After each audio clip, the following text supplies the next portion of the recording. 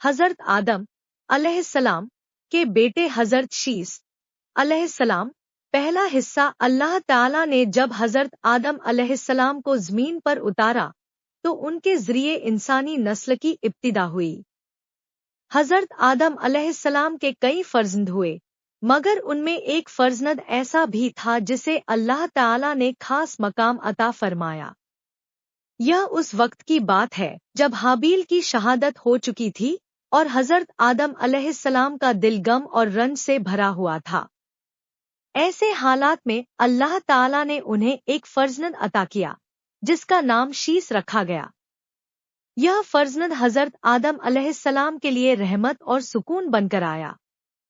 हजरत शीस अलैहिस्सलाम बचपन से ही सुकूनत मिजाज, समझदार और खौफे खुदा रखने वाले थे।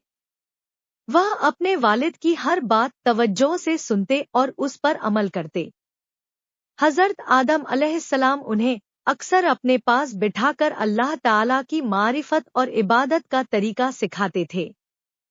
हजरत शीस अलैहिस्सलाम को बचपन ही से झूठ, जुल्म और गुनाह से नफरत थी। उन्हें सिद्क, अमानत और इंसाफ से मोहब्बत थी। लोग उनकी अच्छी आदतों और पाक अखलाक से बहुत मुतासिर होते थे। वक्त गुजरता गया और हजरत शीस अलैहिस्सलाम जवान हो गए।